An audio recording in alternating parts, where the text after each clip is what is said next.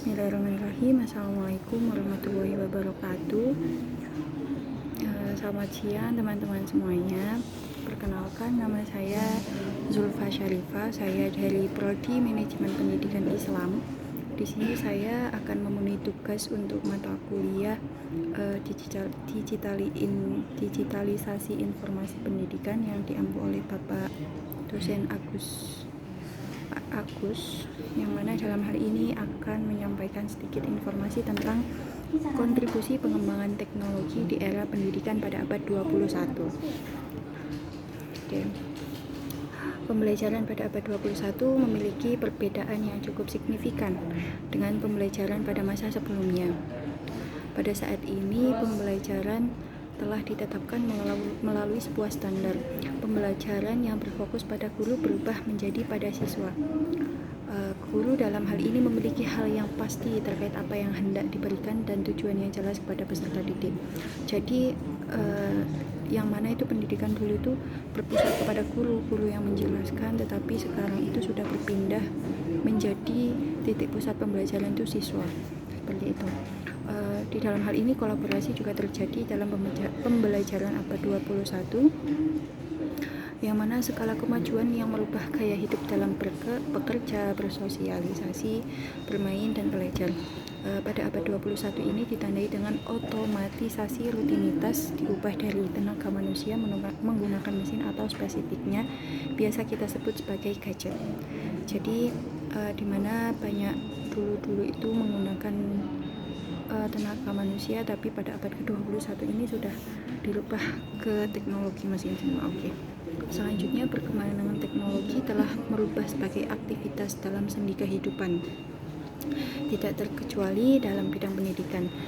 Pendidik dituntut memiliki kemampuan belajar yang kreatif dan inovatif dalam melakukan pembelajaran. Perkembangan teknologi telah menghasilkan banyak inovasi baru untuk menunjang proses pembelajaran. Oke. Variasi media pembelajaran telah membuat perubahan yang signifikan dalam pembelajaran.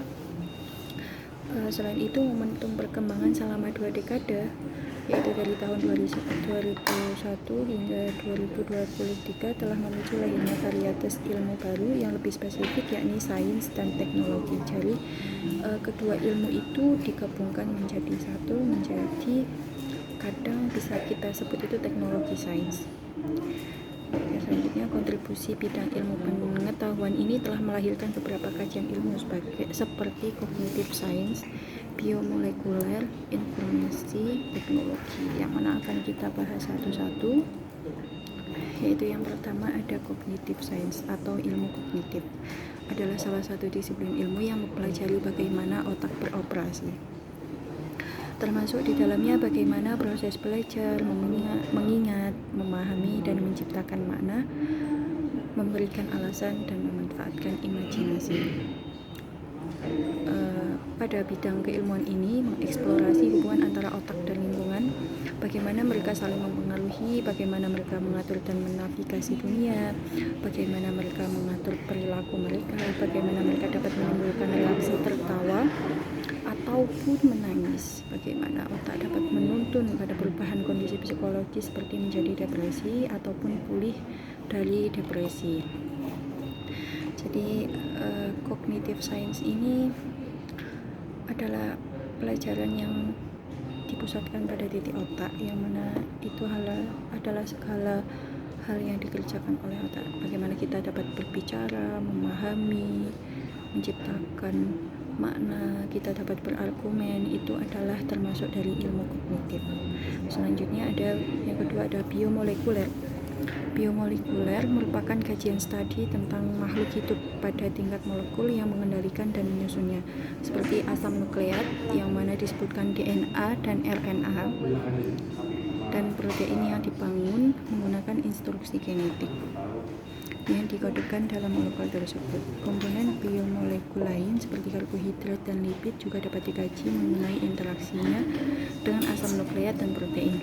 Biologi molekuler sering dipisahkan dari bidang biologi sel yang berkonsentrasi pada struktur seluler, molecular di dalam sel dan siklus hidup sel. Dan yang ketiga ada teknologi informasi. Apa sih yang kalian ketahui tentang teknologi informasi? Oke. Teknologi informasi adalah seperangkat komputer untuk mengolah data. Yang mana perangkat komputer itu berarti dia mencakup dari komputernya itu sendiri, termasuk proses memperoleh, menyusun, menyimpan, memanipulasi data dalam berbagai cara untuk mendapatkan informasi yang berkualitas, yakni informasi yang nyata, aktual, akurat, dan tepat waktu yang diperlukan untuk keperluan pribadi, usaha, dan pemerintahan. Teknologi informasi merupakan bukti implementasi pada era revolusi industri